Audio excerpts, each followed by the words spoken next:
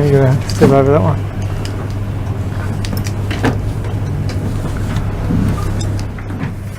Yep. Okay, so everyone, welcome to Bungkus. As you know, Bungkus So is you want only a recording space, but we also have a lot of events every year. We have like more than 400 events. And today we have Craig here, who will tell us how to balance financial and also mental and physical. That's right? Yeah. Yeah. And then before we start, I just want to inform you to highlight you all of some our events, which is gonna be Pecah Kucha. It's about skill sharing, and we're gonna have it in Betelnut this time. You can come to step, okay?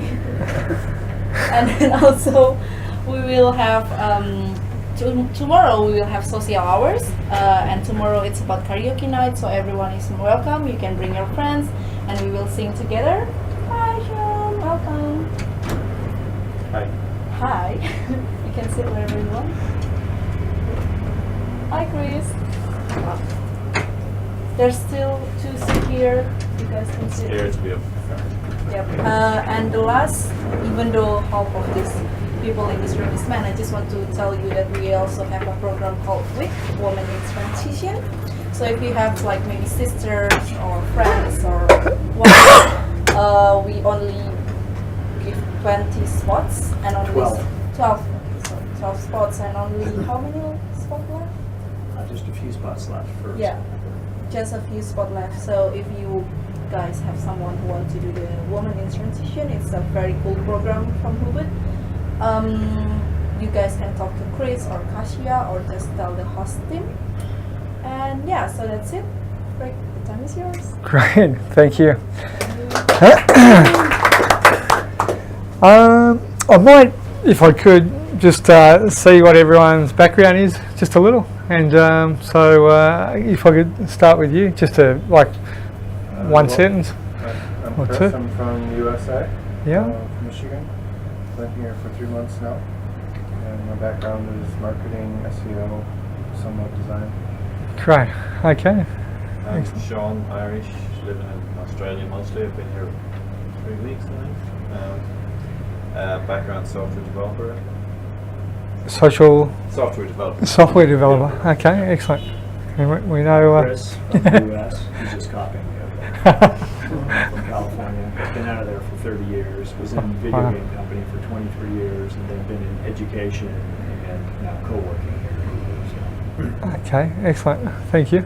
I'm Anna from Germany, and I'm doing a digital marketing internship here at Ubud. Okay. Thank you. Hello, I'm Essa. I'm one of the hosts team here in Ubud, and Yeah. I just graduated from International Relations Study in Universitas Erlangga in East Java. Okay. Excellent. Thank you. My name is Niels from the Netherlands, and I'm in digital marketing. That's my area. I've been here already for half a year. Okay. Excellent. Thank you. I'm Maia in Holland. I'm the communication intern here at Ubud, and I study international studies. Great. Hi, I'm Stuart. I'm English, based in Hong Kong. I have an edtech company in Helsinki, in Hong Kong. Yeah. Education technology. Yeah. Okay. And what's that involve? What's technology to help education? Education technology can be apps, it can be games, it can be systems. Anything at all? But many developed and created in Finland and brought into the Asian marketplace. Okay. And that's for kindergarten right through to. Kindergarten right through the corporate. Okay. Great. Yeah, my name is Peter from Germany. I will stay here for a long time. Yeah. Yeah. Yeah. And my background is business mathematics and ebook selling. Business mathematics and ebook selling. Yeah. Yeah. Excellent. Well, it's interesting to obviously vast background of people here from different countries and a lot of experience. And your level of technology experience is going to be a lot more than certainly mine. I've been down at the other co-networking spot in Canggu for a little bit of time, and seeing everyone come through there, and with all the new technology and the way things are being done. So that was sort of last year, and that was a good eye opener. But I'm sure and now I've been doing things and relating it to Facebook and web pages and so forth, and OBS live streaming, and it's all new to me, so it's all pretty interesting. But I'm sure you're in a lot better position. But my background is in financial markets. I started on the Australian Stock Exchange as a runner when it was all on the trading floor back in. I actually started as a mail boy in 1986, where we used to drag the sacks of mail around the city of Sydney, and then from there moved through to we used to have to split share certificates and rush them down to the exchange by midday every day, and then the exchange would take it off, and if somebody sold 40,000 BHP, then they'd cut the certificate and then issue you out your own 20,000 lot certificate. And now it's all electronically done, but it was a lot of business. And then the 87 stock market crash hit, and then subsequently I was on the trading floor on the stocks, and then I moved over into the futures trading floor in Sydney, and then I moved over to the futures trading floor in Singapore. Got one of the slides here.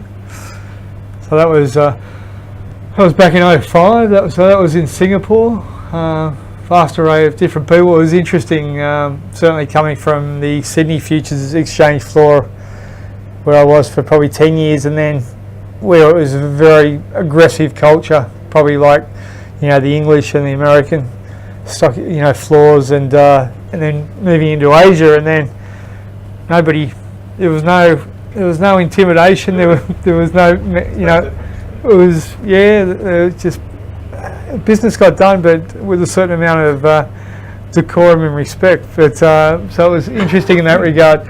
So that was when everything was traded by we used hand signals to do all the communication between the pits and the brokers, and now obviously it's just done at a touch of a button, and I mean it's amazing where technology has come in that regard.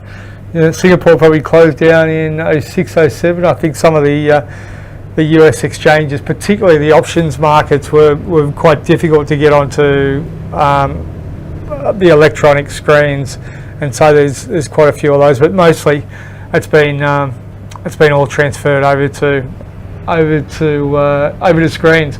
So yeah, it was an interesting backdrop. There was obviously a lot of money made and lost, on a daily basis. And I remember stories, a good friend walking onto the trading floor saying, "I'm not looking too good. I'm down to my last 15,000, and I gave a guy on the side of the road a $100 note this morning, and we'll see how we go today." And then I think he had an exceptional day, and he made about 15, 20 grand, and then a year later he was up and rolling, and 5 years later he was worth 15, 20 million. So there was it was an interesting environment. I suppose in that day from 95 to 05, and that was probably the sort of where the tech guys are today in terms of the ability to make money, and particularly on the trading floors. A lot of the edges on the trading floors went off when it became electronic, because the type of trading that was done, particularly for guys trading their own account, and they were on the trading floors, it was a lot different because of the nature of trading. With electronic, it was, you couldn't see who was doing what, and with one push of a button. And now obviously with all the algorithms coming through, they could actually see down the pipeline, and you might want to buy something at market, and someone will see in the pipeline that you're coming, lift the order in front of you, and then offer it out at a different price, so they skin you for a few cents. So it's an interesting total change of dynamics. But in the interim of looking at financial markets, was how do financial markets work? How does price action? Because you've got a lot of behavioural science involved, how people think, fear, greed, emotion coming through markets on a daily basis, and all this gets channeled into one price chart. And there's a price chart for interest rate. That's the Aussie US. I'll just move it onto a daily, but each bar represents a day's movement in price. So if you look at that in itself, that is every trader around the world, and that's all his emotions in one place.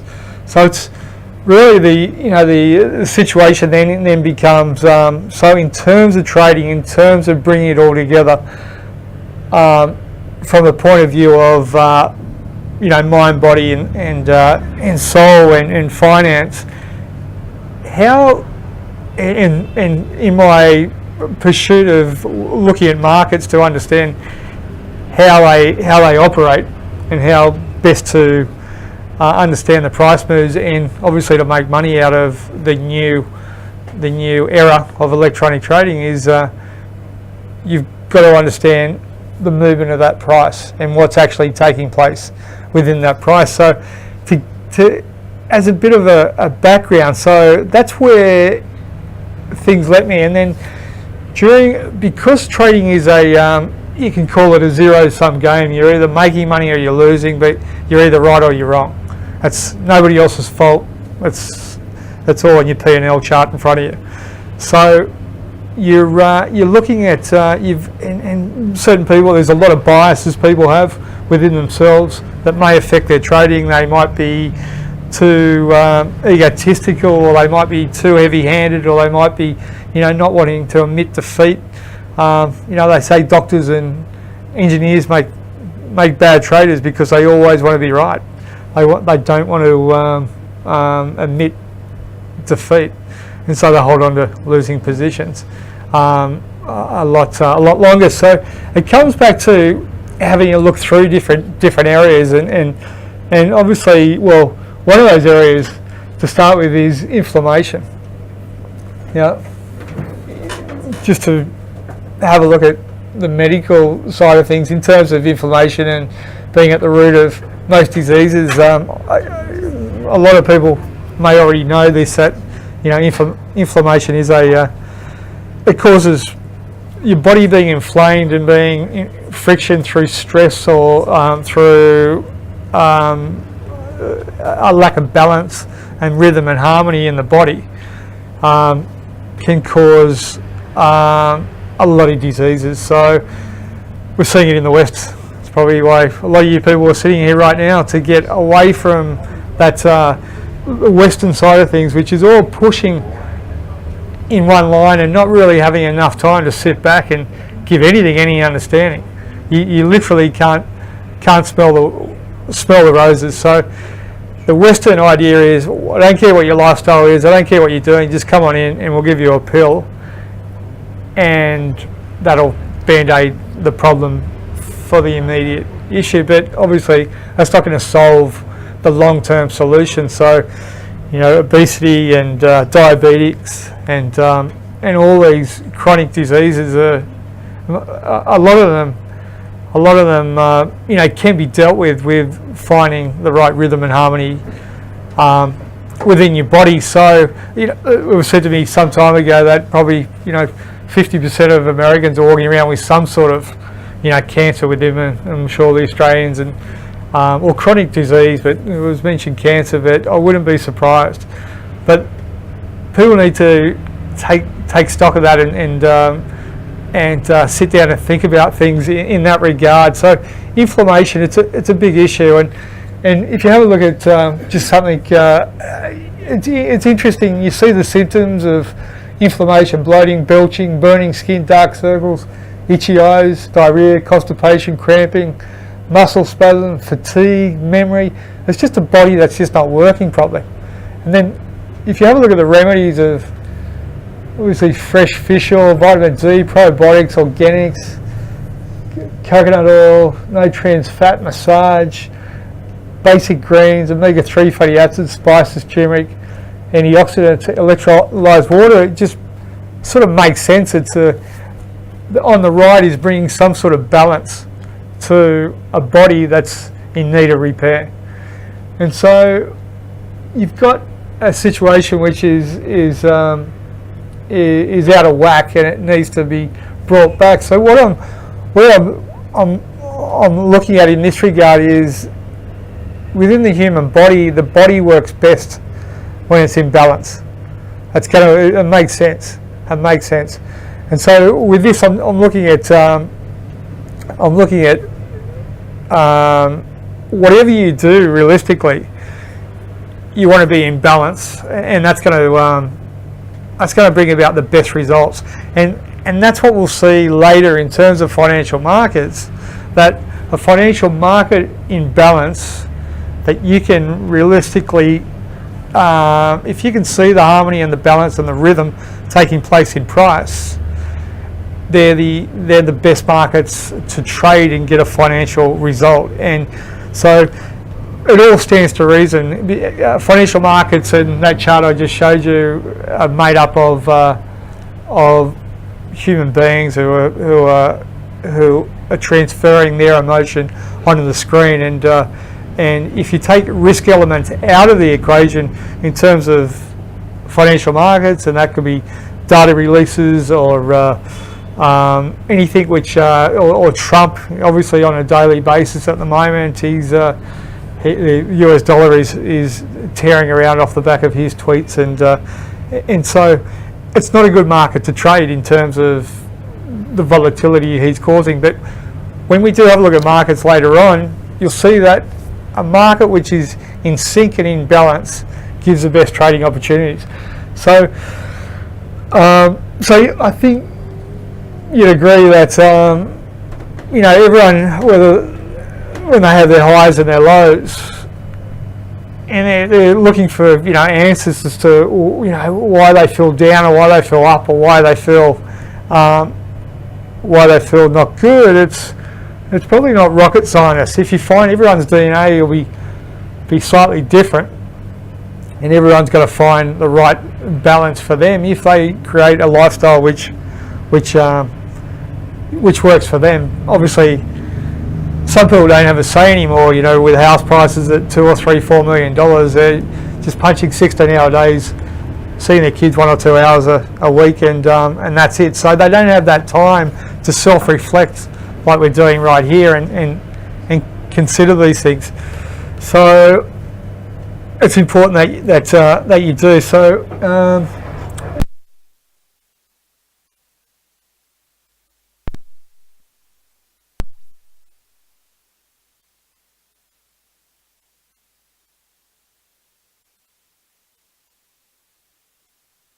The whole, characterised by the treatment of the whole person, taking into account. And then you hear about these holistic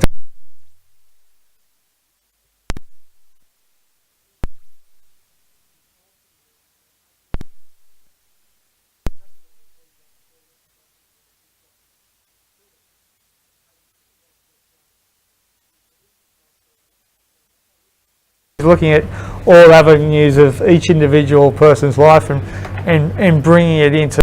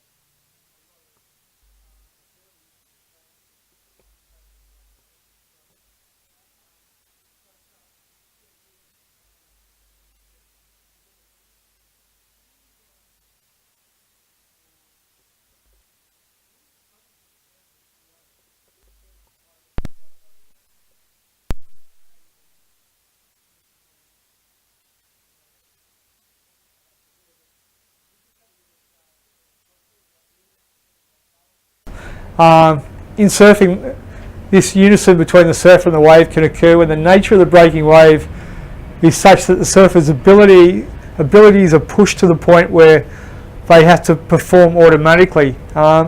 When you abandon yourself to the rhythm of the wave and become part of that rhythm, you get that arrested time. The static movement is increased in intensity and an increase in size and the critical nature of the wave. So the shape of the wave combined with its size, speed and power provides varying degrees of difficulty for the surfer, which can force the surfer to act so quickly and or such intensity of focus that there is no time for conscious decision making and the surfer loses consciousness of self. When you're surfing big Hawaiian waves, you can't be thinking about anything except for the moment, which means that you're there in harmony with the universe.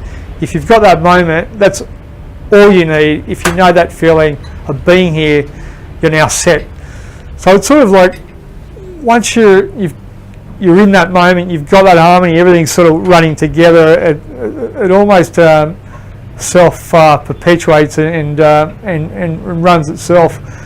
You know, people talk about getting in the zone and being in that area where things work. I think you probably know too that you can be, you know, a new motorbike rider, and every second is concentrated on moving the gears, handbrakes, bang, bang, bang, bang, bang, for the first 3 or 4 months, and then all of a sudden you'll be thinking, I can't remember actually thinking about the motorbike. I've been thinking about the work I've got to do, blah blah blah. For 15 minutes you might be on that bike, and I think at that time you're in harmony with the operation. The brain's doing this, your brake's doing that, your accelerator's doing, and you don't actually have to actually think about it. So what we're looking at is bringing it together in terms of financial markets, in terms of flow, in terms of movement, and where people consider things too is the path of least resistance is often the easiest place to move to, but you need, as you may hear many a time, the wind at your back. If you've got a little bit of wind moving you forward, it makes it a lot easier to move in one direction rather than be constantly resisting that change. And it's the same in no doubt, you know, your everyday life, and even if you're a little bit of an outlier yourself, it's easy to move with the path of least resistance and make subtle changes all the way along until you get into a position of balance and harmony in some way where you're happy with, rather than just going into total resistance against everything and everyone, and then want to confront and you know, we go back to, you know, produce inflammation, produce conflict, fur flying. It's going to be a problem for you, just like it's going to be a problem if you're going to try and trade that way in financial markets. So we move on to the next slide. So we're talking about in the zone, in the flow, and we can have a look at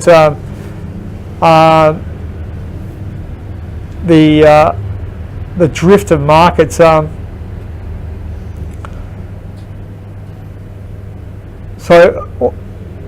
for those who know a little bit about the water, does anyone know about the rip tide?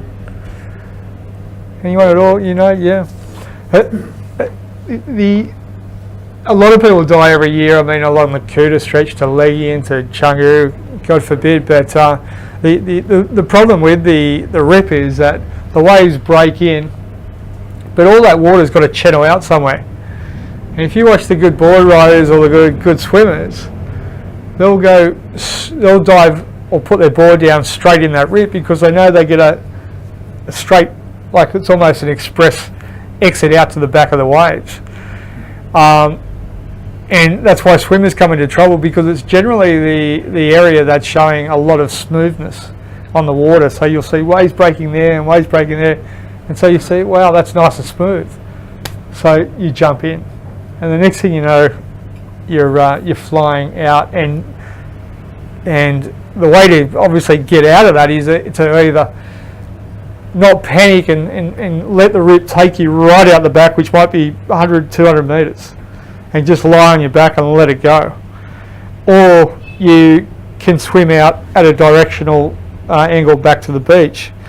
Probably the easiest way is to just allow the water to move straight out the back, and it just dissipates, and then you can just breaststroke across and catch a wave to come in.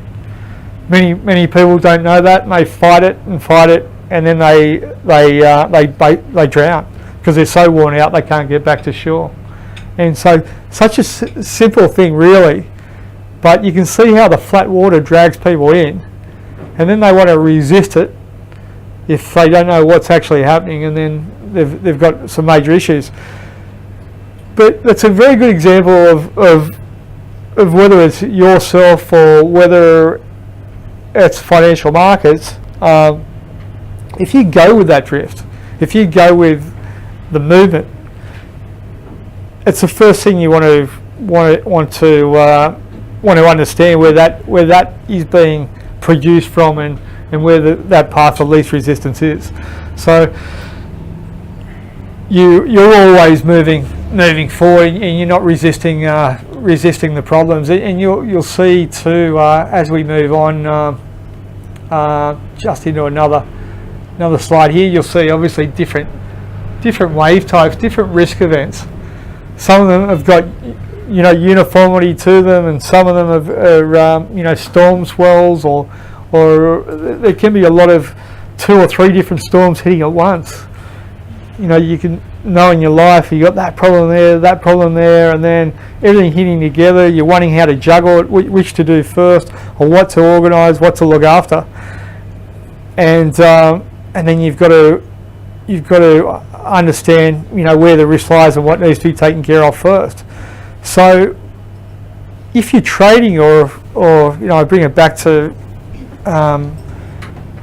self-management as well, it's not the time to take a lot of risk in those conditions.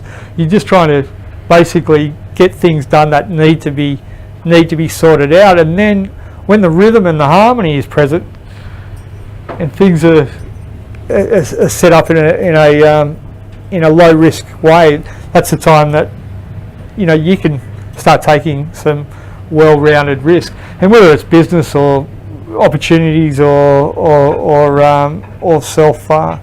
self-help, it all really works the same. And as you'll see, it works the same in the markets as well.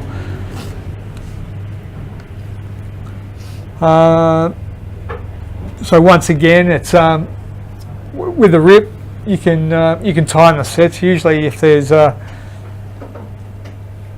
there's decent sized surf, they're generally coming in on intervals. There might be 3 or 4 waves to a set, with maybe a 10-second delay between, or a 10-minute delay between the next set.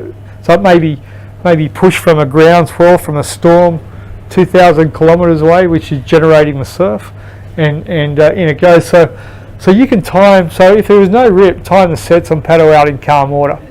So you want to basically get involved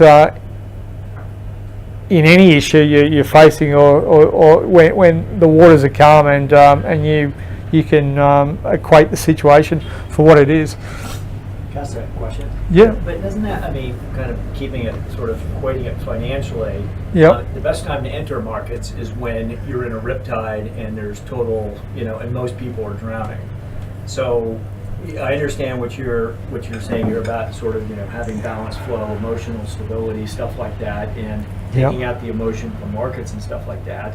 And markets are emotional, but oftentimes the best time to enter markets is at the peak of their emotional distress. Like in the last financial crisis, people should have gotten abruptly back into the market in 2008. And so those ones that waited for it to calm. Yeah. No, you're absolutely right. And what's I know your presentation isn't about how to make money, but no. It's, the analogy is, with the markets, is that there's peculiarities there with the parallels. Yeah. No, you're absolutely right, and it's a point that's that this is in relation to low volatility events, when you've got a situation like the global financial crisis in '08 where valuations are and everyone has become illiquid, so everyone's throwing basically the baby out with the bathwater. There's an old saying, the guys, you know, in New York, the 80-year-old guys hobble off their lounges with their canes and walk down to the stock exchange when it's all on the 6 o'clock news, and then make the calls to their brokers, and then hobble back down and sit back down on the couch. And when markets are down exactly 50, 60, 70%, generally, as they were in '08, stock markets or whatever the opportunity is, that's the time to enter the market. This is that's on this is more in line with regular day activity, but in terms of holding positions and investment. But having said that, you don't, at that point there where you're coming into the market when it's down 60 or 70, you're really putting the money up to take that to zero. So you're an investor, you sit back and you don't have to emotionally really get involved in that anymore. So you're not emotionally as attached to it if you're day trading. But it's an important point in terms of high volatility. And then it becomes a risk-reward proposition.